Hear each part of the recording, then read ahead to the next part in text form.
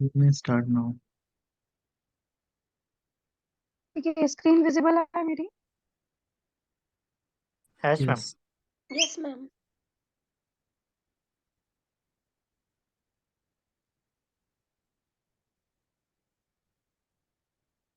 ठीक है, हम चैप्टर नंबर 5 पढ़ रहे थे, यूनिट 5 पढ़ रहे थे प्रोग्नोसी का, जिसमें हमारी कुछ ड्रग्स थी जैसे ग्लाइकोसाइड, टर्पेनोइड्स, मिसलेनियस। 3 पढ़नी है हमको इस बार। ठीक है, स्टार्ट करते हैं मिसलेनियस से। मिसलेनियस बोला जाए तो जो बची हुई ड्रग्स हैं जो कि किसी कैटेगरी में हम बिलोंग नहीं कर रहे हैं, कि वो अल्कलॉइड्स हैं या टर्पेनोइड्स हैं या ग्लाइकोसाइड्स हैं, बट ये कुछ ड्रग्स है जिसको हमने अलग से डाल दिया है कैटेगराइज करके मिसलेनियस। मतलब ये ड्रग तुम्हारे इसमें सिलेबस में। ठीक है, देखो सबसे पहले क्या नाम दिया हुआ है, स्क्विल। स्क्विल क्या होता है कि पर्टिकुलर ड्रग का नाम है। तुम लोगों ने बैंगन देखे होंगे, ठीक है, बल्ब जैसा स्ट्रक्चर होता है उनका। तो जनरली जो स्क्विल होते हैं उनका भी बल्ब जैसा स्ट्रक्चर होता है। ये जो ड्रग होती है, इसका ये जो प्लांट देख रहे हो विजिबल हो रहा है, ये प्लांट है, और इससे जो ऑब्टेन होने वाला जो बल्ब है जो कि हमें मेनली चाहिए पड़ता है हमारे ड्रग के सोर्स के लिए। ठीक है, इसको हम और क्या बोल सकते हैं, जंजाली, प्याज, सी अनियन, या फिर अर्जीनिया। ठीक है, मैंने बोला था ना प्याज देख लो या बैंगन। प्याज ले लो सबसे अच्छा, जब नई नई प्याज आती है, जो प्याज के पत्ते आते हैं जिसकी सब्जी बनाई जाती है, उसके नीचे जो प्याज के जो बल्ब का साइज होता है वही इसका साइज होता है। ठीक है, यहाँ पे हम इसको क्या बोल रहे हैं, जंजाली प्याज, सी अनियन, या फिर अर्जीनिया। अब इसके बायोलॉजिकल सोर्सेज क्या होते हैं हमें देखो। जो प्लांट होता है अर्जीनिया मार्टाइम्स, ठीक है ना, इसके ये बल्ब्स होते हैं। कौन सा फॉर्म लिया जाता है इसका, डाइड फॉर्म। मतलब हम क्या करते हैं, ये जो बल्ब्स होते हैं ना, इनको स्लाइस करते हैं, छोटे छोटे पीसेस में कन्वर्ट करते हैं, स्लाइस करके। जैसे प्याज को काटते हो वैसे करके आप इसको क्या करते हो, ड्राई फॉर्म करते हो। ड्राई फॉर्म को हम इसका क्या यूज करते हैं, पाउडर फॉर्म में। ड्राई फॉर्म में इसका यूज किया जाता है। किस फैमिली से बिलोंग करता है ये, लिलेशिया फैमिली से बिलोंग करता है। इसके अंदर कौन कौन से केमिकल कॉन्स्टिट्यूएंट्स पाए जाते हैं भाई, देखो सबसे पहले तो कार्डियक ग्लाइकोसाइड्स पाए जाएंगे। ठीक है, उसके बाद और कौन सा इजी है, फ्लेवोनोइड्स पाए जाएंगे, म्यूसिलेज हो जाएगा। ठीक है, उसके बाद जैसे ऊपर कार्डियक ग्लाइकोसाइड पढ़ा था, कार्डियक ग्लाइकोसाइड में तुम यहाँ पे नाम दे दो स्क्लेरिन ए और बी, और नीचे दे दो कार्डियक ग्लाइकोसाइड्स ग्लूकोस्क्लेरिन ए। ठीक है, मतलब ये तुम क्या कर सकते हो, 4-5 में आप अपने मन से लिख सकते हो। सारे कॉन्स्टिट्यूएंट्स लिखना इज नॉट कंपल्सरी। थायरोपेटिक यूज क्या है भाई इसका, स्टिमुलेटिंग का काम करता है, एक्सपेक्टोरेंट का काम करता है, डाययूरेटिक का काम करता है, कार्डियोटोनिक का काम करेगा। ठीक है, और जितने भी ब्रोंकाइटिस और अस्थमा की प्रॉब्लम्स होती हैं, सांस लेने में जितनी भी जितना पुराना अस्थमा होगा उस पर मेनली इसका हम क्या करते हैं, यूज करते हैं। ठीक है, एक्सपेक्टोरेंट क्या होता है, वॉमिट प्रोड्यूस कराना। कई बार क्या होता है, लोग पॉइजन ले लेते हैं, जहर खा लेते हैं, सुसाइड अटेम्प्ट करते हैं, तो उस कंडीशन में क्या होता है, एक्सपेक्टोरेंट ही हमारे पास सबसे अच्छा ऑप्शन होता है। जब हम क्या कर सकते हैं, किसी भी इंसान ने अगर जहर खा लिया है, वो एक बार आपकी बॉडी में चला गया तो उसको वॉमिट करवाई जाती है। तो कई जगह ये एक्सपेक्टोरेंट का भी काम करता है। ठीक है, नेक्स्ट क्या है तुम्हारा, गॉल्स। गॉल्स क्या होते हैं भाई, देखो ये देखो एक चीज पहले, ये जो तुम्हारा प्लांट दिख रहा है, प्लांट के ऊपर तुम्हें पत्ते के ऊपर बहुत छोटे छोटे छोटे छोटे कुछ फंगी टाइप के दिख रहे हैं, ये मेनली यूज किए जाते हैं हमारे किस में, ड्रग में। ठीक है, जनरली गॉल्स क्या होते हैं, एक तरीके से स्वेलिंग ग्रोथ होती है किसी भी प्लांट के एक्सटर्नल टिश्यू के ऊपर। ठीक है, फंगई या फिर एनिमल्स के ऊपर। प्लांट गॉल क्या होता है, एक एबनॉर्मल आउट ग्रोथ होती है किसी भी प्लांट की टिश्यू की, एबनॉर्मल ग्रोथ होना, नॉर्मली ग्रोथ नहीं, एबनॉर्मल ग्रोथ होना। जो किस फॉर्म में आती है, ट्यूमर फॉर्म में। जब किसी इंसान के अंदर कोई भी सेल्स अनवांटेड ग्रो करता है तो क्या बनाता है, ट्यूमर बना लेता है, गठाने टाइप की बना लेता है। तो उसी टाइप से प्लांट्स के एक्सटर्नल पार्ट पर जब अनवांटेड एबनॉर्मल ग्रोथ होती है तो वो क्या होती है, एक ट्यूमर फॉर्म में या वॉर्ड फॉर्म में बना लेता है। ठीक है, और ये क्या होते हैं कई वजह से होते हैं, किसी पैरासाइट की वजह से हो सकता है, वायरस की वजह से हो सकता है, किसी फंगई या किसी बैक्टीरिया की वजह से भी हो सकता है। ठीक है ना, जनरली क्या होते हैं, ये हम यूज करते हैं हमारे पर्टिकुलर डिजीज में। ठीक है, हम इसको कलेक्ट करते हैं। अब देखो इसको इसका बायोलॉजिकल सोर्स क्या बोला गया है, देखो जब किसी वेजिटेटिव पार्ट पे इसकी ग्रोथ होती है, मतलब किसी प्लांट्स वगैरह के ऊपर इसकी जब ग्रोथ होती है इन गॉल्स की, तो किसकी वजह से क्या बोला गया है इसको नाम? एड, एडलीरिया गैलेटिन टिनकोरिया। बहुत ही डिफिकल्ट नाम है, मुझसे नहीं बोला जा रहा, तुम लोग क्या बोलोगे? ठीक है, एडलीरिया गैला गैलेटिन टोरिया, समथिंग लाइक दैट। ठीक है, इस पे क्या होते हैं, छोटे छोटे एग्स फॉर्म में, बहुत छोटे छोटे ट्यूमर फॉर्म में, गठान टाइप की या फिर एग्स फॉर्म के जो रहते हैं वो इसके ऊपर सिचुएटेड हो जाते हैं, मतलब अपने आप ग्रोथ हो जाती है उनकी। ठीक है, और किस फैमिली से बिलोंग करते हैं ये? फैगेशिया। ठीक है, फैगेशिया।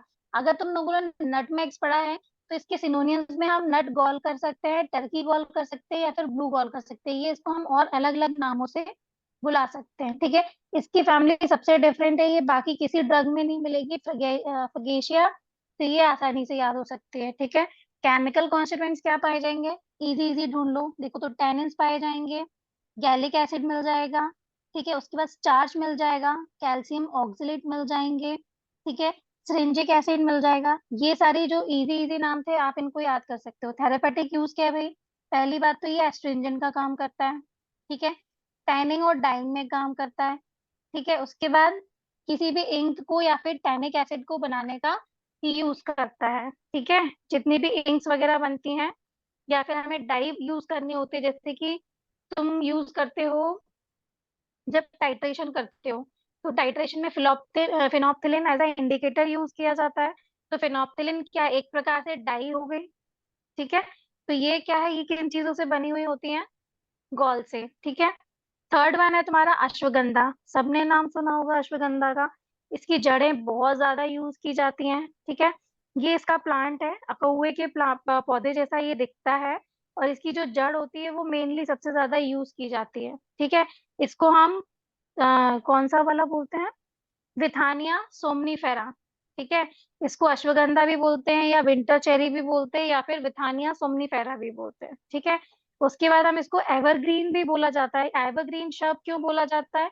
क्योंकि ये साल भर हमको अवेलेबल होता है। ठीक है, और किस फैमिली से बिलोंग करेगा भैया ये? सोलेशिया। ठीक है, सोलोनेशिया फैमिली से बिलोंग करेगा, और किस पार्ट में पाया जाता है? मिडिल ईस्ट और अफ्रीका, इंडिया के मिडिल ईस्ट में पाया जाएगा या अफ्रीका वाले पार्ट पे पाया जाएगा ये। ठीक है, इसको हम और क्या क्या बोलते हैं? विंटर चेरी और विथानिया रूट या फिर अश्वगंधा, तीनों में से कुछ भी लिख सकते हो। बायोलॉजिकल सोर्स क्या होगा भाई? अभी अगर ये विथानिया से मिलता है, इसको हमने क्या नाम दिया है? Withania somnifera. तो ये किससे मिलता है? Withania somnifera. किसके रूट्स हैं? सूखी हुई जड़ें और सूखी हुई डंडियां, इसकी जो स्टेम्स होती है ना, वो किससे मिलती हैं? विथानिया सोमनीफेरा से मिलती हैं। और ये किस फैमिली से बिलोंग करेगा? सोलोनेशिया फैमिली से बिलोंग करता है। बायोलॉजिकल सोर्स में ये हो गया। केमिकल कॉन्स्टिट्यूएंट्स क्या होंगे? देखो जब विथानिया नाम याद कर लिया तो यहाँ पे क्या हो जाएगा? विथानिन, ये इसका मेन कॉन्स्टिट्यूएंट हो जाएगा। ठीक है, सोमनीफेरिन, ये भी उसका मेन एक्टिव कॉन्स्टिट्यूएंट हो जाएगा। ठीक है, उसके बाद सूडो विथानिन, कुछ भी नहीं करना, सिर्फ विथानिन याद करना है। अगर विथानिया याद हो गया तो विथानिन, विथानिन से सूडो विथानिन। ठीक है, उसके बाद सोमनोफेरिन, उसके बाद और कोई इजी है? ट्रोपिन और सूडोट्रोपिन, ये भी इजी है। ठीक है, इसके बाद इसके जो लीव्स होती है, इसकी जो पत्तियां होती है, उसमें स्टेरॉइड्स पाए जाते हैं, स्टेरॉइड्स लैक्टोन्स पाए जाते हैं, जिसको हम क्या बोलते हैं? विथेनोलाइट्स। ठीक है, पूरी कहानी जो है अश्वगंधा की वो विथानिया पे ही डिपेंड करती है। विथानिया सोमनीफेरा अगर याद हो गया तो इसका बायोलॉजिकल सोर्स याद हो जाएगा, इसका सिनोनियम याद हो जाएगा, इसके केमिकल कॉन्स्टिट्यूएंट्स याद हो जाएंगे। ठीक है, थेरेपेटिक यूज क्या होगा? जितनी भी नसों की प्रॉब्लम्स होती हैं, नर्व्स में डिसऑर्डर्स होते हैं, उसके लिए हम अश्वगंधा देते हैं। अगर आपके आंतों में, इंटेस्टाइन में कोई भी प्रकार का इन्फेक्शन हो गया है, उसमें सबसे ज्यादा ये दिया जाता है। किसी भी प्रकार का एग्जॉशन है, अगर तुम्हारी नर्व जो है, जो नसें हैं वो एग्जॉस्ट हो चुकी हैं, उस कंडीशन में आपको दिया जाएगा। इंसोम्निया, अगर आपको सोने की, आपको नींद नहीं आती है, आपको इस टाइप की कोई प्रॉब्लम है, तो ये आपको दिया जाएगा। ठीक है, उसके बाद इनफर्टिलिटी, इनफर्टिलिटी मीन्स अगर आपको प्रेगनेंसी में प्रॉब्लम हो रही है, बच्चे नहीं हो पा रहे हैं, तो उस कंडीशन में भी आपको ये अश्वगंधा प्रोवाइड कराई जाती है। ठीक है, नेक्स्ट है तुम्हारा तुलसी। सबको पता है तुलसी, सब बहुत अच्छे से जानते हैं तुलसी को। ठीक है, इसको हम और क्या बोलते हैं? सैक्रेड बेसिल्स, होली बेसिल्स, या फिर तुलसी। तुलसी तेलुगु भाषा में बोला जाता है क्या? तुलसी। अब इसके बायोलॉजिकल सोर्स क्या होते हैं भैया? इसके हम क्या यूज करते हैं? इसकी एक तो हम पत्तियां सबसे ज्यादा यूज करते हैं, और जनरली जो इसके फूल निकलते हैं, मंजरी जिसको बोलते हैं, हम लोग दोबारा से प्लांट की ग्रोथ कराने में यूज कर लेते हैं। बट मेन एक्टिव कॉन्स्टिट्यूएंट्स किस में पाए जाते हैं इसके? सबसे ज्यादा मेन एक्टिव कॉन्स्टिट्यूएंट्स मिलेंगे हमारे तुलसी के लीव्स के अंदर। ठीक है, एक सेकेंड रुकिएगा। हेलो। हाँ। हाँ, क्या हो गया, बोलो ना। हाँ हाँ, ठीक है, यहाँ पे हो गया मेरा सिनोनियम्स। अगर मैं बायोलॉजिकल सोर्स की बात करूं तो बायोलॉजिकल सोर्स कैसे मिलेगा? ऑब्वियस सी बात है, लीव्स, लीव्स वाला पार्ट मिलेगा। कौन से मिलेगा? ऑसिमम सेंटम, ठीक है, या फिर ऑसिमम बेसिलिकम। ठीक है, ये दो चीजें होंगी, ये दोनों में से कोई भी एक याद कर लो। Ocimum sanctum, Ocimum basilicum. ठीक है, किस फैमिली से बिलोंग करता है? लेबिटाई। केमिकल कॉन्स्टिट्यूएंट्स क्या होंगे? देखो, तुलसी है तो वोलेटाइल ऑयल पाया जाएगा। अब वोलेटाइल ऑयल जहां पे भी बोला जाता है वहां पे यूजिनॉल की प्रेजेंस आती ही आती है। लेनोलोल पाया जाएगा, सिनेनोल पाया जाएगा, मिथाइल यूजिनॉल पाया जाएगा। ठीक है, तो इसमें से दो तीन याद कर लो। एक तो वोलेटाइल ऑयल, वोलेटाइल ऑयल में यूजिनॉल, ये सबसे पहले लॉन्ग में भी पाया जाता है। ठीक है, उसके बाद हम याद कर लेंगे मिथाइल यूजिनॉल। इतना सफिशियंट होगा। थेरेपेटिक यूज क्या होंगे इसको? हाइपोग्लाइसेमिक, जब आपकी शुगर बहुत कम होने लगेगी तब आपको दिया जाएगा। ठीक है, उसके बाद एंटी स्ट्रेस, जब कोई इंसान को बहुत ज्यादा स्ट्रेस लेवल बढ़ जाएगा तो एंटी स्ट्रेस के फॉर्म में दिया जाएगा। एनाल्जेसिक दिया जाएगा। एंटीपायरेटिक, फीवर अगर आ रहा है तो भी दिया जाता है काढ़ा बना करके। एंटी हाइपरटेंसिव, अगर आपको बीपी की कोई प्रॉब्लम है, अगर बीपी बढ़ता है तो उस कंडीशन में भी ये प्रोवाइड कराई जाती है। एंटी इंफ्लेमेटरी, एंटी अल्सर, अगर किसी भी कंडीशन में अल्सर या पेट में या हाथों में छाले हो जाते हैं तो भी ये लीव्स इसकी दी जाती है। एंटी ट्यूमर, ट्यूमर मतलब किसी भी प्रकार की गठाने अगर आपकी बॉडी में होती हैं तो उस कंडीशन में भी आपको क्या कराई जाती है? अवेलेबल कराई जाती है। ठीक है, ये थी तुम्हारी तुलसी। अब मैं बात करती हूँ किसकी नेक्स्ट? गुग्गुल। ठीक है, ये क्या है? ये हमारे आयुर्वेदा में यूज होने वाली बहुत इंपॉर्टेंट ड्रग्स होती हैं। ठीक है, ये गुग्गुल तो बहुत फेमस है। किसमें? हमारे जनरली जो होम्योपैथी और आयुर्वेदा और यूनानी में यूज होती है ना, उसमें सबसे ज्यादा यूज होती है ये। अब होता क्या है भैया गुग्गुल? देखो, जनरली हम इसको क्या बोलेंगे? गम गुग्गुल, सलाई गुग्गुल, या फिर गम गुग्गुल। ठीक है, ये इसके सिनोनियम्स हो गए। गुग्गुल वर्ड याद हो गया ना, तो उसके आगे गम गुग्गुल लगा सकते हो और सलाई गुग्गुल लगा सकते हो। ठीक है, अब ये मिलता किससे है? देखो, अब मैंने क्या बोला था, जो कोई भी प्लांट होता है उस प्लांट की जो भी स्टेम होती है या उसकी जो ट्रंक होता है, जो तना होता है, उस पे क्या लगाए जाते हैं? कट्स लगाए जाते हैं। कट्स लगाने के बाद उसमें से जो मिल्क टाइप का व्हाइट मटेरियल सीक्रेट होता है या ट्रांसपेरेंट टाइप का मटेरियल सीक्रेट होता है, वो क्या करता है? बहता रहता है। को पेड़ के तने पे ही लगा लगा क्या हो जाता है? ये बहुत धीरे धीरे निकलता है, इकट्ठा नहीं निकलता कि बह जाएगा तो नीचे गिर जाएगा। बहुत गाढ़ा टाइप का होता है, धीरे धीरे निकलता है, और ये क्या हो जाता है? तुम्हारे तने पर ही लगा लगा सूख जाता है। फिर हम जाके उसको क्या करते हैं? स्क्रैच करके कलेक्ट कर लेते हैं। ठीक है, तो जनरली हम क्या करते हैं कि जो हमारा कैमीफोरा मुकुल है, कैमीफोरा मुकुल है, वो किस फैमिली से, इस वाले प्लांट से लिया जाता है कैमीफोरा मुकुल। और किस फैमिली से बिलोंग करता है? किस फैमिली से बिलोंग करेगा ये? बुरेशिया। ठीक है, उसके बाद इसके केमिकल कॉन्स्टिट्यूएंट्स की बात करें तो इसमें कौन कौन से केमिकल कॉन्स्टिट्यूएंट्स पाए जाएंगे? ठीक है, सबसे पहले इसमें क्या पाया जाएगा? देखो, गुग्गुल है तो गुग्गुल में गम तो हो गई। ठीक है, एसेंशियल ऑयल होंगे, स्टेरॉइड्स पाई जाती है, शुगर होती है, अमीनो एसिड्स होते हैं, फ्लैविनॉइड्स होते हैं। इतने सफिशिएंट है तुम्हारे लिखने के लिए। ठीक है, शुगर में तुम सुक्रोज और फ्रक्टोज भी ऐड कर सकते हो।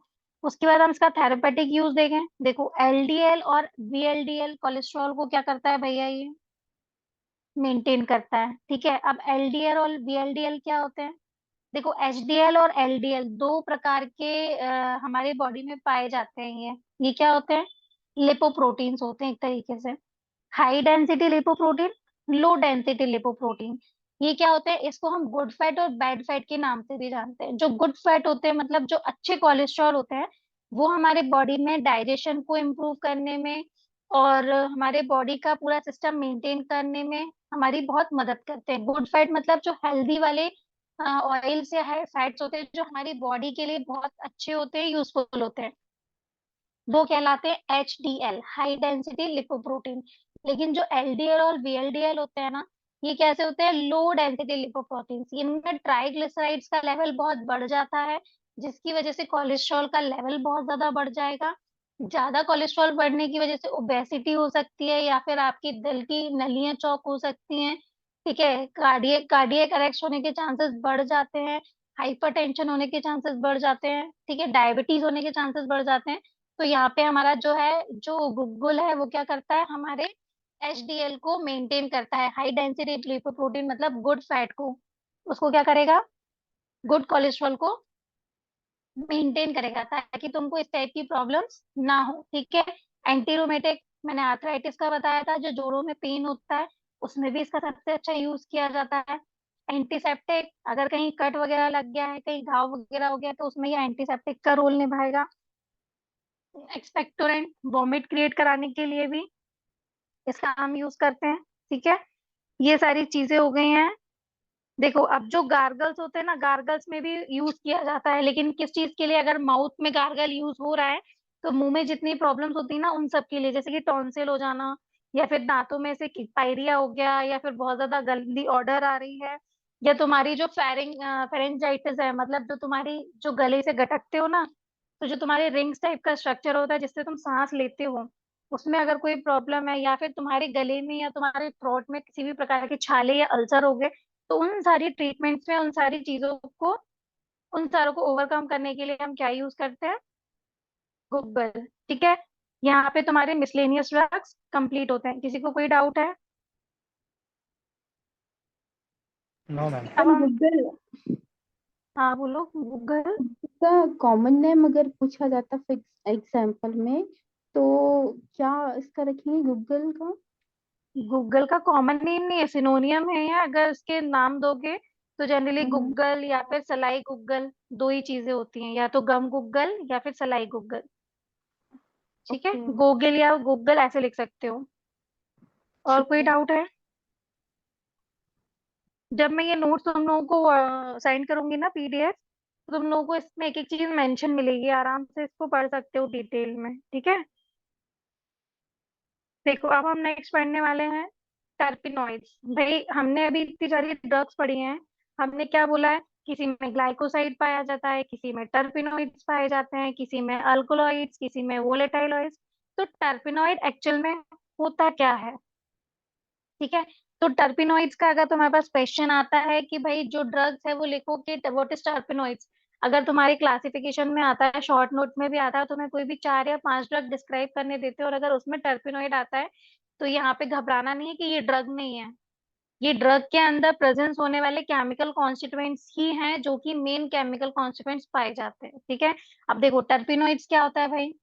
देखो, टर्पिनोइड में जनरली अगर हम देखा जाए तो क्या प्रेजेंट होता है, ऑक्सीजन, हाइड्रोकार्बन्स। ठीक है, जनरली हम, देखो इसमें तुम लोग को स्क्रीन पे एक डायग्राम दिख रहा होगा, ठीक है, लेकिन इसमें कहीं पे भी तुम्हें ऑक्सीजन की क्वांटिटी दिखाई नहीं दे रही होगी। ठीक है, कहीं पे तुमको CH3 दिख रहा होगा, CH2 दिख रहा होगा, ठीक है, लेकिन कहीं पे भी तुमको H2, सॉरी O2 का कहीं पे भी तुमको मेंशन नहीं होगा। लेकिन इसमें क्या बोला जाता है कि इंटरनली या टेक्निकली कहीं ना कहीं टर्पिनोइड्स में क्या पाए जाते हैं, ऑक्सीजन पाए जाते हैं। जरूरी नहीं है कि फॉर्मूले में हो, इससे जो भी दूसरा ग्रुप अटैच होगा उसमें कहीं ना कहीं ऑक्सीजन प्रेजेंस होगा। ठीक है, अब क्या बोलते हैं, टर्बिनोइड को हम आइसोप्रिनोइड्स भी बोल सकते हैं। ठीक है, ये नेचुरली ऑकरिंग कंपाउंड्स होते हैं, chemical and naturally organic chemicals होते हैं। ठीक है, जनरली हम इसको कैसे बनाते हैं टर्बिनोइड्स को, 5 कार्बन कंपाउंड आइसोप्रिन से। ठीक है, जनरली जो टर्पिनोइड्स हैं इसको आइसोप्रिनोइड्स भी बोला जाता है। और जनरली जो टर्पिनोइड्स होते हैं वो किससे मिलते हैं, ऑर्गेनिक केमिकली डिराइव्ड किससे होते हैं, 5 कार्बन कंपाउंड आइसोप्रिन से बनाए जाते हैं टर्पिनोइड्स। ठीक है, इसलिए इसको बोला जाता है टर्पीन्स। क्लियर है? जब हम क्या करते हैं भाई इसका, देखो अभी मैंने तुम्हें पहले ही बोला कि कहीं ना कहीं पे भी तुम्हें इस ग्रुप में ऑक्सीजन की क्वांटिटी नहीं दिख रही है, लेकिन फिर भी इसमें कहीं ना कहीं ऑक्सीजन टेक्निकली प्रेजेंट होता है। वो कैसे होता है कि जब ये ग्रुप किसी दूसरे ग्रुप के साथ जाकर के अटैच होता है तो कहीं ना कहीं ये आपस में क्या करते हैं, इंटरचेंज करते हैं। जब ये इंटरचेंज करते हैं कोई भी एडिशनल ग्रुप, तो यूजुअली उसके अंदर कोई ना कोई ऑक्सीजन कंटेन होता ही है। और टर्पिनोइड्स क्या है, सबसे ज्यादा मतलब प्लांट्स में सेकेंडरी मेटाबोलाइट का लार्जेस्ट सोर्स है हमारा टर्पिनोइड। ठीक है, हमारे प्लांट्स में से जो सेकेंडरी मेटाबोलाइट्स मिलते हैं उसका सबसे अच्छा सोर्स, सबसे लार्जेस्ट क्लास मिलने वाली कौन सी है, टर्पिनोइड्स की। जनरली 60% नेचुरल प्रोडक्ट्स जो है वो हमें टर्पिनोइड्स में मतलब हम नेचुरल प्रोडक्ट्स में टर्पिनोइड्स हमारा अवेलेबल होता ही है। और जनरली जो हमारी ट्रेडिशनल हर्बल मेडिसिन होती हैं या हर्बल रेमेडीज होती हैं, उसमें ये बहुत इंपॉर्टेंट रोल प्ले करते हैं। किसका, एरोमेटिक क्वालिटी का। इसके अंदर से जो एक अरोमा निकलता है, एक खुशबू आती है ना, इसको हम एज अ फ्लेवरिंग या as a aromatic agent use करते हैं बहुत सारे हमारे जो भी बनाने वाली ड्रग्स होती है ना उसके अंदर। और कई बार क्या होता है, सिर्फ एरोमा के नहीं होता, कि कभी कभी कलर भी प्रोवाइड कराता है। जैसे कि अगर सिन्नेमन है, सिन्नेमन मतलब दालचीनी की खुशबू बहुत अच्छी आती है, वो किसकी वजह से आती है, टर्पिनोइड्स की वजह से। लौंग की खुशबू अच्छी आती है, अदरक की खुशबू अच्छी आती है, वो किसकी वजह से आती है, टर्पिनोइड्स की वजह से। टर्पीन्स प्रेजेंस होते हैं उसके अंदर, उसकी वजह से हमको उसका अरोमा बहुत अच्छा आता है। ठीक है, उसके बाद यूकेलिप्टस ऑयल जो होते हैं उनसे भी बहुत अच्छा अरोमा आता है। सेकेंडरी जो सनफ्लावर होता है, जो सूरजमुखी का फूल होता है, उसका जो कलर येलो होता है ना, वो किसकी वजह से होता है, टर्पिनोइड्स की वजह से। ठीक है, जो टमाटर हम खाते हैं, टमाटर का जो रेड कलर होता है वो किसकी वजह से होता है, टर्पीन्स की वजह से। किसकी वजह से, टर्पिनोइड्स के प्रेजेंस की वजह से ही इनका कलर क्या होता है, रेड होता है। तो हम ये कह सकते हैं कि ये aromatic plus as well as colouring agent का भी कहीं ना कहीं काम करता है। कलरिंग एजेंट नहीं बोलूंगी, लेकिन यहाँ पे कलरिंग एजेंट किसको, कि जो भी तुम्हारे प्लांट से मिलने वाले प्रोडक्ट्स है ना, जैसे टमाटर है, टमाटर का लाल कलर होगा किसकी वजह से, टर्पीन्स की वजह से। सूरजमुखी का जो येलो एक येलोइश कलर है वो किसकी वजह से है, टर्पीन्स की वजह से। क्लियर है यहाँ पे। और बाकी ये एरोमेटिक का यूज तो करते करते हैं। अब देखो जो टर्पिनोइड्स होते हैं उसका फॉर्मूला जो होता है वो क्या होता है, जनरली C5H8 और N। ठीक है, ये इसका मेन फॉर्मूला है, देखो मैंने यहाँ पे हाईलाइट किया हुआ है, ये इसका मेन फॉर्मूला है। अब हम इसको क्लासिफाई कैसे करते हैं, जिसमें जितने भी नंबर ऑफ एटम्स बढ़ते जाएंगे उसकी क्लास बढ़ती जाएगी। अगर किसी भी टर्पीन के फॉर्मूला में सिर्फ 5 कार्बन एटम है और एन की वैल्यू सिर्फ 1 है, ठीक है, तो हम उसको क्या बोलेंगे, हेमीटर्पिन या फिर आइसोटर्पिन। ठीक है, उसके बाद अगर किसी भी टर्पिनॉइड में या किसी भी टर्पीन्स में अगर हमारे फॉर्मूला में एन की वैल्यू 2 है और उसमें कार्बन जो एटम्स है वो 10 है, तो वो क्या कहलाएगा, मोनोटर्पिन या टर्पीन। अगर यहाँ पे एन की वैल्यू 3 हो गई और नंबर ऑफ एटम्स 15 हो गए तो ये अलग हो जाएगा, क्या हो जाएगा, सेस्क्यूटर्पिन। अगर यहाँ पे वैल्यू 4 करके 20 एटम्स बढ़ा दिए तो क्या हो जाएगा, डाइटर्पिन। इस तरीके से हमने इसको क्या करा है, टर्पिनोइड्स का क्लासिफिकेशन जो होता है वो एन की वैल्यूज और नंबर ऑफ एटम्स के ऊपर डिपेंड करता है। ठीक है, उसके बाद क्या बोलते हैं, रिंग्स। अभी तक हम क्या बोल रहे थे, नंबर ऑफ एटम्स और नंबर ऑफ एन की वैल्यूज के आधार पर हमने इसका क्लासिफिकेशन कर दिया। ठीक है, लेकिन अगर मैं बोलूं कि इसमें जो टर्पिनोइड्स में जो रिंग्स पाई जाती हैं उसके आधार पे अगर मैं इसका क्लासिफिकेशन करूं तो क्या होगा, पहले तो मोनोसाइक्लिक टर्पिनोइड्स, जिसमें सिंगल रिंग पाई जाएगी मोनोसाइक्लिक, जिसमें 2 रिंग्स पाई जाएंगी वो बाईसाइक्लिक, जिसमें 3 रिंग्स पाई जाएंगी वो ट्राईसाइक्लिक, और जिसमें 4 रिंग्स पाई जाएंगी वो टेट्रासाइक्लिक टर्पिनोइड्स। क्लियर हो गया। पहले तो किसके बेसिस पे, number of atoms and n की वैल्यू के बेसिस पे हम टर्पिनोइड्स को क्लासिफाई करेंगे। सेकेंडली हम उसमें प्रेजेंट कितनी रिंग्स प्रेजेंट है उसके आधार पर हम इसको क्लासिफाई करेंगे। ठीक है, टोटल 4 रिंग्स के हमने क्लासिफिकेशन कर लिए। ठीक है, अब देखो ये किस किस प्लांट में पाए जाते हैं और किस किस फैमिली से बिलोंग करते हैं। देखो कौन कौन सी फैमिलीज में हम जनरली टर्पीन्स पाते हैं, फिनेशिया, लॉरेशिया, रोटेशिया, मार्टेशिया, अम्बेलिफेरी, लेबिटेई और कंपोजिटाई। ठीक है, ये सारी फैमिलीज के अंदर टर्पीन्स की मात्रा बहुत अच्छी पाई जाती है। ठीक है, उसके बाद अगर मैं स्ट्रक्चर के बेसिस पे बात करूं तो कौन कौन से पार्ट होते हैं प्लांट के जिसमें टर्पिनोइड सबसे ज्यादा पाया जाता है। लेबिटाई फैमिली में जो भी ग्लैंडुलर हेयर्स मतलब प्लांट के जो रेशे वगैरह निकलते हैं ना, उन रेशों में सबसे ज्यादा होता है। या फिर जो पेरेन्काइमा सेल्स होते हैं उसमें सबसे ज्यादा पाया जाता है। जितनी भी ऑयल डक्ट्स होती हैं, ऐसी डक्ट्स जहां से ऑयल रिलीज होता है प्लांट्स में, उसमें होता है। ऑयल स्काई में होता है। सौंफ में देखा है फेनल ऑयल, फेनल की खुशबू जो आती है ना, वो किसकी वजह से आती है? जो एक अरोमा आता है उसमें कहीं ना कहीं क्या पाया जाता है? ऑयल। लौंग का तेल बनता है, कभी देखा है लौंग के में खुशबू क्यों आती है? क्योंकि कहीं ना कहीं उसमें कौन सा ऑयल पाया जाता है? यूजिनॉल। ठीक है। उसके बाद यहाँ पे क्या होता है, ये मतलब किसी के पर्टिकुलर हेयर्स में या फिर किसी के पेरेन्काइमा सेल्स में या फिर ऑयल डक्ट्स के आधार पर हमने क्या करा है, इसको क्लासिफाई किया गया कि भैया प्लांट के इस पार्ट में हमारा टर्पिनोइड्स पाया जाता है। ठीक है। उसके बाद क्या होता है,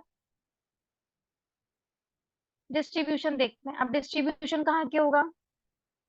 सारे टिश्यूज में पाया जाता है ऐसा तो नहीं प्लांट की एक पत्ती में और बाकी सब में नहीं है। नहीं, ये जनरली सारे टिश्यूज में पाया जाता है। रोज जो होता है, गुलाब का जो फूल होता है, उसकी जो पत्तियां होती है उसके अंदर टर्पिनोइड्स पाया जाएगा। ये एरोमेटिक हो गया। अब जो तुम्हारी दालचीनी होती है, दालचीनी की पत्तियों में और उसकी छाल में, दोनों में पाया जाता है। ठीक है। पेरिकार्प मतलब अम्बेली पेरस फ्रूट्स, जो तुमने वो देखी ना, लौंग हो गई, सौंफ हो गई, ये सब क्या हो गए? फ्रूट्स हो गए। उन सब में पाया जाता है। मिंट्स, मिंट की जो लीव्स होती हैं, जो स्टेम होती है, उसमें पाया जाता है। और जो ऑरेंज होते हैं फ्लावर पेटल्स, और जो ऑरेंज होते हैं संतरे, उनके फ्लावर पेटल्स वगैरह में ये पाया जाता है। ठीक है। मतलब हमारे ऑल ओवर प्लांट में किस किस पार्ट में हमारे टर्पिनोइड्स पाए जाएंगे? इस पार्ट में पाए जाते हैं। ठीक है। अब इसका आइसोलेशन कैसे किया जाता है? भाई टर्पिनोइड प्रेजेंट है ये तो मुझे पता चल गया, लेकिन अब इस टर्पिनोइड को निकालना कैसे है? ठीक है। तो जनरली हम इसमें पूरी मेथड नहीं पढ़ेंगे, सिर्फ तुम्हें मेथड्स के नाम याद करने हैं, क्योंकि ये सारी मेथड्स अपने आप में एक बहुत ज्यादा डीप एक नया चैप्टर क्रिएट हो जाएगा इसमें। ठीक है। तो भाई दो मेथड होती है, एक तो फिजिकल मेथड होती है और एक केमिकल मेथड होती है। देखो टर्पिनोइड्स जो ऑयल होते हैं ना, वो क्या होते हैं? वोलेटाइल ऑयल के फॉर्म में प्रेजेंट होते हैं। अब मैं बोलूं सिर्फ टर्पिनोइड निकला है तो नहीं, जब हम किसी भी चीज का एक्सट्रैक्शन कर रहे हैं तो उसके साथ मिक्सचर निकलेगा, जितनी भी चीजें प्रेजेंट होंगी वो सब निकलेंगी। ठीक है। अब जो टर्पिनोइड होगा वो किसके साथ निकलेगा? वोलेटाइल ऑयल के साथ भी आएगा। ठीक है। अब उसके अंदर क्या क्या होंगे? जो टर्पिनोइड होगा, जो भी मुझे मिक्सचर मिला है, अब मैं कैसे पहचानूं कि इसमें टर्पिनोइड कौन सा है? तो जनरली जो टर्पिनोइड होता है वो किस किस फॉर्म में होता है? हाइड्रोकार्बन के फॉर्म में होगा। ठीक है। अल्कोहल, एल्डिहाइड, कीटोन्स, इन सब में इसके ऑक्सीजनेटेड जो डेरिवेटिव्स हैं हाइड्रोकार्बन के फॉर्म में प्रेजेंट होंगे। ठीक है। अब यूजुअली किस मेथड से निकाले जाते हैं? दो मेथड, एक फिजिकल मेथड होती है और दूसरी केमिकल मेथड होगी। फिजिकल मेथड में क्या, दो मेथड यूज की जाती हैं। ठीक है। डिस्टिलेशन की प्रोसेस मैंने बताई थी कि जब भी हम ऐसे ऑयल्स को निकालते हैं जो कि रूम टेम्परेचर पे उड़ जाते हैं, जिन्हें हम खुला नहीं छोड़ सकते, ऐसे ऑयल्स का यूज हम डिस्टिलेशन प्रोसेस से करते हैं। ऐसे ऑयल का एक्सट्रैक्शन डिस्टिलेशन प्रोसेस से करना बेहतर समझते हैं। जिसमें क्या होता है, पूरे कांच का एक सांचा होता है, एक ढांचा बनाया जाता है, जिसमें से कहीं से भी ना तो कोई बाहर की चीज अंदर आती है या अंदर की चीज बाहर जाएगी। उस कांच की शीशी के अंदर ही पानी गर्म होके भाप बन के कांच के अंदर ही चलेगा। ठीक है। उस कांच की नली के अंदर जाके ऊपर कंडेंसर लगा होगा, उससे टकराएगा। भाप उससे टकरा के तुरंत ठंडी हो जाएगी। ठंडी हो जाएगी तो तुरंत किस में बदल जाएगी? भाप पानी में बदल जाएगी। और पानी में बदल के दूसरी नली के माध्यम से हमारे पास एक फ्लास्क रखा होता है, उसमें इकट्ठी हो जाएगी। क्लियर है? तो ये होती है मेरी जनरली एक डिस्टिलेशन की प्रोसेस। ठीक है। अब हम इसको फ्रैक्शनल डिस्टिलेशन से निकालते हैं। देखो पहला क्या है, क्रोमेटोग्राफिक मेथड्स। अब क्रोमेटोग्राफी मेथड्स क्या होती हैं? एचपीएलसी हो गया, गैस क्रोमेटोग्राफी हो गया, टीएलसी हो गया, एड्सॉर्प्शन मेथड हो गई। ठीक है। सिलिका जेल के ऊपर प्लेट पे एक सिलिका जेल की लेयर बनाते हैं, फिर उस पे अलग अलग हम क्या करते हैं, डॉट्स रखते हैं सैंपल के। फिर हमारा जो भी रनिंग मीडियम होता है ना, उसमें रख देते हैं। जैसे जैसे कैपिलरी मेथड से मेरा सॉल्यूशन ऊपर चढ़ता जाता है, उन कलर्स का क्या बदलता जाता है, वो जो डॉट्स बनाए थे ना उनके अलग अलग कलर्स चेंज होते जाते हैं। जिसके आधार पे हमें पता चल जाता है कि भैया ये क्या क्या इसके अंदर प्रेजेंट है। ठीक है, तो जनरली याद कर लो क्रोमेटोग्राफी कौन कौन सी होगी। पहले तो एड्सॉर्प्शन, पार्टीशन, वेपर फेज और गैस क्रोमेटोग्राफी। इन चार मेथडों की मदद से हम क्या निकाल सकते हैं, टर्पिनॉइड्स फाइंड किए जा सकते हैं। ठीक है, दूसरा है मेरा फ्रैक्शनल डिस्टिलेशन। डिस्टिलेशन मैंने अभी बताया। देखो, एक तो होता है मोनोटर्पिनोइड हाइड्रोकार्बन, इसको हम डिस्टिलाइज करते हैं, उसके बाद उसके जो भी ऑक्सीजन डेरिवेटिव्स होते हैं उसको हम आगे फर्दर फॉरवर्ड करते हैं। ठीक है, दूसरी मेथड क्या होती है, डिस्टिलेशन करवाया जाता है, जिसके अंदर हम क्या क्रिएट करते हैं, रिड्यूस, प्रेशर रिड्यूस करते हैं, जैसे कि हम वैक्यूम क्रिएट टाइप नहीं करते हैं उस टाइप से, जैसे कि हमारा फ्रीज ड्राइंग होता है, फ्रीज लायोफिलाइजेशन होता है, उस टाइप से हम क्या करेंगे, रिड्यूस प्रेशर के अंदर इसको हम क्या कराएंगे, डिस्टिलेशन प्रोसेस को सक्सेसफुल करवाएंगे। ठीक है, अब तीसरा क्या होता है, सेंसिटिव टर्पिनॉइड्स। वो कैसे होते हैं, सेंसिटिव टर्पिनॉइड्स को हम रिड्यूस प्रेशर के अंदर इनर्ट गैसेस की प्रेजेंस में करवाते हैं, ताकि ये क्या होते हैं, अगर इनके किसी ऑक्सीजन के कांटेक्ट में आ जाएंगे, एटमॉस्फेयर में ऑक्सीजन है आसपास वातावरण में, अगर ये उनके कांटेक्ट में आ जाएंगे तो कोई भी सेंसिटिव रिएक्शन कॉज कर सकते हैं, उसके साथ कोई भी रिएक्शन बना करके तुरंत कोई ना कोई रिएक्शन प्रोड्यूस कर सकते हैं। इसलिए हम इसको कैसा बनाते हैं, इनर्ट, रिड्यूस प्रेशर में बनाया जाता है। ठीक है, दूसरा है केमिकल मेथड।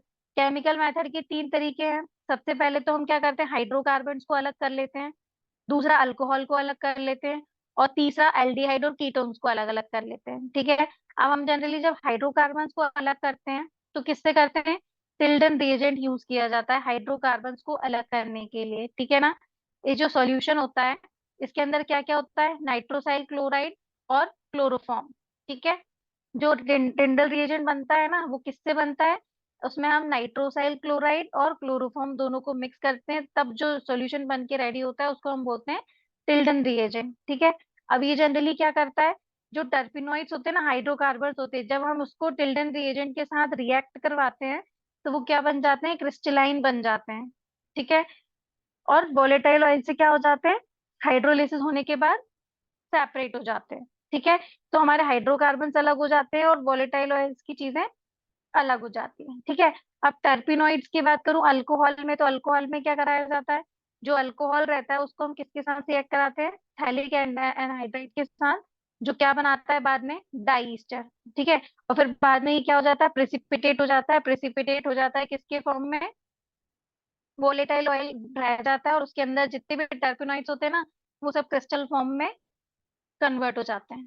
ठीक है, जब भी टर्पिनॉइड अल्कोहल में से हम अपना टर्पिनॉइड निकालते हैं तो हम उस हमारे पास जो भी सॉल्यूशन है, टर्पिनॉइड सॉल्यूशन है, उसके अंदर हम थैलिक एनहाइड्राइड डालते हैं, तो वो क्या बनाता है, डाई ईस्टर बना लेता है, और क्या कर लेता है, जितने भी वोलेटाइल हाइड्रोकार्बन्स होंगे उन सबको क्या कर देगा, क्रिस्टल में कन्वर्ट कर देगा, और बाकी जितना भी वोलेटाइल ऑयल होगा वो वैसा का वैसा रह जाएगा, उसमें कोई भी रिएक्शन नहीं होगी। ठीक है, अब क्या बोलते हैं, जितने भी डाई ईस्टर बन के रेडी हो गए हैं उसके अंदर क्या डाला जाता है, NaHCO3। ठीक है, किसकी प्रेजेंस में, पोटेशियम हाइड्रोक्साइड की OH की प्रेजेंस में जाता है। जब डाला जाता है तो उसमें से क्या निकलता है, टर्पीन अल्कोहल और थैलिक एसिड। ठीक है, यहाँ पे हमारा क्या सेपरेट कर लिया मैंने, टर्पिनॉइड। अब हम बात कर रहे हैं एल्डिहाइड और कीटोन में से कैसे निकाला जाता है। देखो, जब हम इसकी NaHSO3 के साथ रिएक्शन करवाते हैं या फिर हम फिनाइल हाइड्रोजन्स के साथ रिएक्शन कराते हैं तो ये क्या प्रोड्यूस करते हैं, जनरली हमारा क्रिस्टल्स फॉर्म निकाल के रिलीज करते हैं। हेलो, है ना, जनरली क्रिस्टल्स बनाते हैं, और ये क्रिस्टल्स जो होते हैं वो किसके होते हैं, मेरे जो भी क्रिस्टल्स बन के रेडी हुए हैं उसको हम क्या करवाते हैं, फिर हाइड्रोलाइज कराते हैं। जैसे हम इसको हाइड्रोलाइज कराते हैं तो वापस से क्या बन जाते हैं, ये कार्बोनिल कंपाउंड। देखो, सुनने में अभी बहुत डिफिकल्ट लग रहा होगा लेकिन बहुत सिंपल सी प्रोसेस है। इधर मैंने सॉल्यूशन लिया टर्पिनोइड वाला, उसमें टिल्डन रिएजेंट डाला।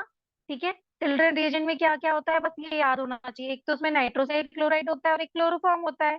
जब हम उसके अंदर क्या डालते हैं, टिल्डन रिएजेंट डालते हैं, तो वो क्या हो जाता है, जितने भी वो रहते हैं टर्पिनोइड हाइड्रोकार्बन के जितने भी क्या क्रिस्टल्स होते हैं वो सब क्या बन जाते हैं, दानेदार चीजों में कन्वर्ट हो जाते हैं, और जितना भी वॉलेटाइल होता है उस पर तो कोई रिएक्शन होगा नहीं, वो ऑयल वैसा का वैसा रह जाएगा। ठीक है।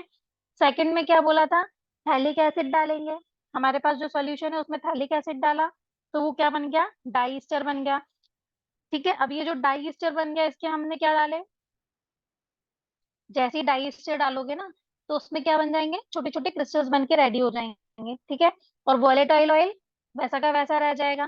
फिर हम जो क्रिस्टल्स बने ना उन क्रिस्टल्स में क्या डालेंगे, NaHCO3 और KOH दोनों चीजें डालेंगे ना, तो टर्पीन्स अलग हो जाएंगे और थैलिक एसिड दोनों चीजें बन के रेडी हो जाएंगी। सेम कंडीशन एल्डिहाइड और कीटोन्स के साथ। जब तुम इसको खुद से घर में बैठ के रीड आउट करोगे ना तो ये बहुत इजी लगेगा। ठीक है। अब हम कैसे आइडेंटिफाई करते हैं, भैया मैंने जो भी प्रोडक्ट को सेपरेट किया है वो मेरा टर्पिनॉइड ही है, वो कैसे करेंगे, आइडेंटिफिकेशन टेस्ट। आइडेंटिफिकेशन टेस्ट कौन कौन से लगाए जाते हैं, एक तो नॉलर्स टेस्ट लगाया जाता है। नॉलर्स टेस्ट में क्या होता है, जनरली हमने अपना एक टेस्ट सॉल्यूशन लिया, मान लो मैंने तुम्हें एक अननोन सॉल्यूशन दे दिया, अब मैंने बोला कि इसमें बताओ कि टर्पिनॉइड है या नहीं, तो आप क्या करोगे, उसके साथ नॉलर्स टेस्ट लगाओगे। नॉलर्स टेस्ट में क्या करोगे, सबसे पहले मैंने आपको जो सॉल्यूशन दिया है आप वो ले लोगे। ठीक है। उसके बाद उसमें क्या डालोगे, टिन, उसमें एक टिन का टुकड़ा डालोगे। उसके बाद उसमें कुछ फ्यू ड्रॉप्स डालोगे, किसकी, थायोनाइल क्लोराइड। ठीक है। अगर ये डालने के बाद उसका कलर पर्पल हो जाता है या वॉयलेट कलर का हो जाता है तो उससे क्या पता चलता है कि इसके अंदर क्या पाया गया है, टर्पिनॉइड है, इसके अंदर टर्पिनॉइड की प्रेजेंस है। ठीक है।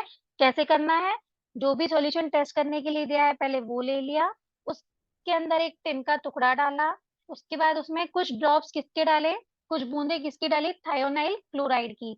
जैसे आप ये डालोगे वैसे ही क्या होगा, जो भी तुम्हारा सॉल्यूशन है उसका कलर किस में बदल जाएगा, वॉयलेट और पर्पल कलर में। ठीक है। जिसकी वजह से क्या पता चलता है कि इसके अंदर क्या पाए जा रहे हैं, टर्पीनॉइड्स। ठीक है। दूसरा क्या है तुम्हारा, दूसरा टेस्ट है तुम्हारा साल्क्वास्की टेस्ट।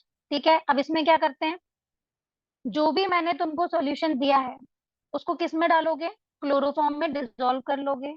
ठीक है। उसके बाद हम उसमें कम से कम 3 ml सल्फ्यूरिक एसिड डालेंगे, कंसंट्रेटेड सल्फ्यूरिक एसिड। ठीक है।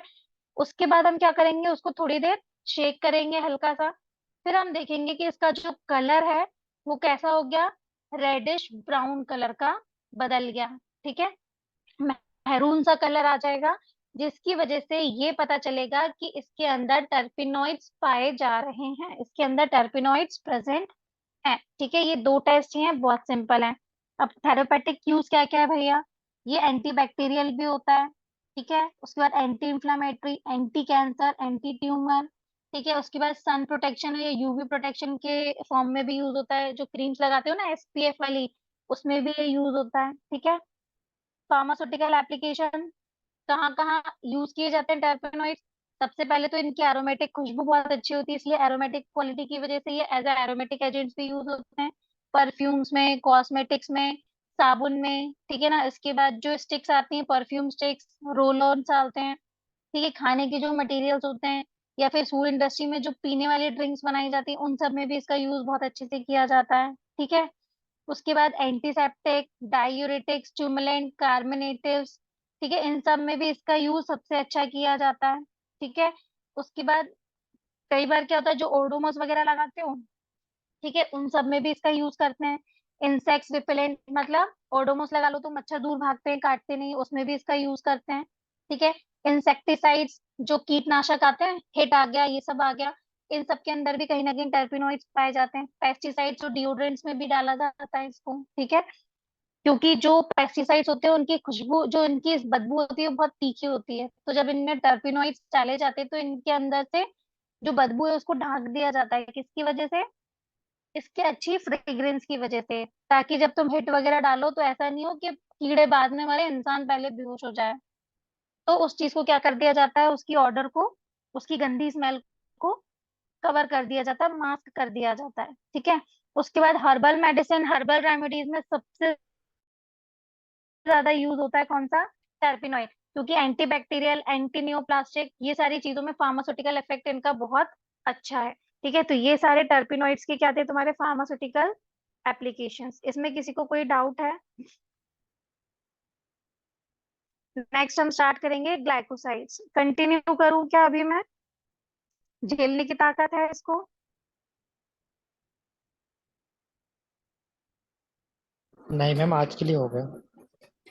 तुम लोगों की कैपेसिटी बढ़ाओ यार, इतना कम कम पढ़ोगे तो फिर एग्जाम तक कैसे कंप्लीट कर पाओगे? 2 टॉपिक में ही ढेर हो गए तुम लोग। जब खुद से पढ़ोगे तो क्या करोगे? चलो ठीक है, 2 टॉपिक हमारे हो गए कल, लेकिन 3 टॉपिक से पहले नहीं छोड़ूंगी। कल मैं कम से कम 3 टॉपिक कवर कराऊंगी, तो थोड़ा खा पी के और अपना दिमाग अच्छे से खोल के बैठना, ठीक है? ढेर मत हो जाना 2 टॉपिक में। सिलेबस कंप्लीट करके रिवीजन भी स्टार्ट करना है, ठीक है? बाकी का अपन नेक्स्ट क्लास में करते हैं। आज के मैम लिए फिर इतना तो ही। मैम फिर तो 4 या 5 करवा दीजिए। क्या चीज? टॉपिक? यस, रिवीजन तो होगा ना फिर। नहीं नहीं नहीं, इस बार उसे बिल्कुल मत रहना कि रिवीजन होगा, हम तभी करेंगे, ठीक है? तो ये मान के चलो कि अगर ऐसे पढ़ो कि जैसे मैं अभी पढ़ा रही हूँ ना, तो ये चीज दिमाग में बैठनी चाहिए। भारे का पवारा नहीं करना, क्या आगे 8 और पीछे से पार्ट हो गया सारा। रिवीजन करेंगे, लेकिन रिवीजन के टाइम पे जब मैं रिवीजन कराऊंगा ना, तो तुम लोग मुझे आगे रह के बताओ कि इसमें ये होता है, इसमें ये होता है। मुझे दोबारा से ना पढ़ाना पड़े, ठीक है? ये जैसे ही मेरी 5th यूनिट कंप्लीट होगी, तो मैं तुम लोगों को सारे नोट्स प्रोवाइड कराऊंगी, तो उसका रिवीजन करना, उसको पढ़ना स्टार्ट करना। तो जब हम रिवीजन स्टार्ट करेंगे, तुम लोगों को ज्यादा बेटर अच्छे से समझ में आ जाएगी, वो चीज याद हो जाएगी और अच्छे तरीके से, ठीक है? तो आज के लिए क्लास यहीं एंड करते हैं। Good bye. Thank you ma'am. Thank okay, you, good night. Good night.